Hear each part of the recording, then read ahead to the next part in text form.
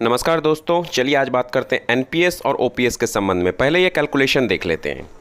Calculation में 24 रुपया 6% के इन्वेस्टमेंट रेट के हिसाब से 20 साल के लिए अगर आप देखें तो इस हिसाब से हो जाता है 77 rupees with the profit of 53 rupees के साथ।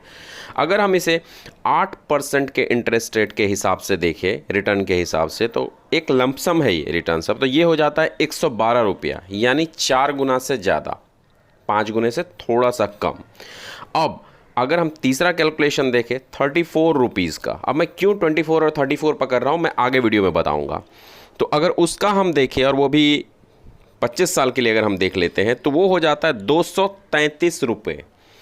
तो मैंने ये क्यों बताया, उसका रीज़न है, एक मेरा सजेशन है। मान लीजिए पहले जब ओल्ड पेंशन स्कीम में दिया जाता था पेंशन, तो लास्ट विड्रॉन सैलरी का 50% अलॉन्ग विद डीए दिया जाता था।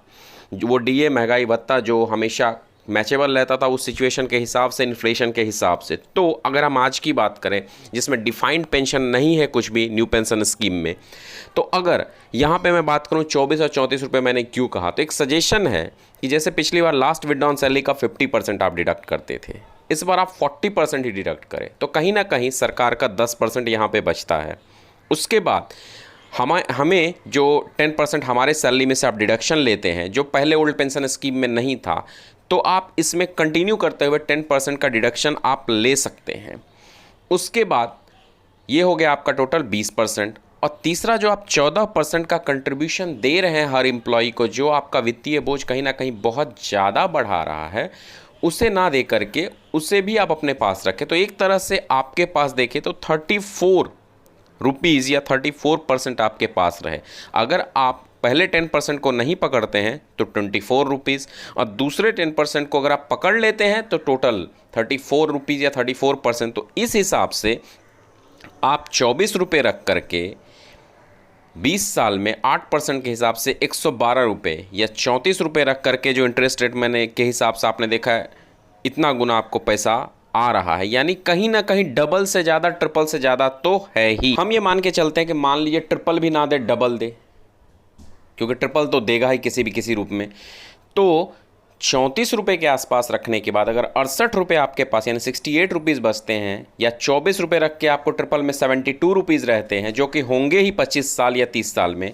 उसके बाद आप 40 रुपये पर मंथ तो पेंशन दे ही सकते हैं, वो भी डीए के साथ। ना इससे आपके ऊपर 14% का वित्तीय बोझ बढ़ेगा, ना ही आपको किसी प्रकार की समस्या आएगी, और ये जो ओल्ड पेंशन की मांग युवाओं में दिन ब दिन बढ़ती जा रही है, उससे भी कंप्लीटली राहत मिल सकता है।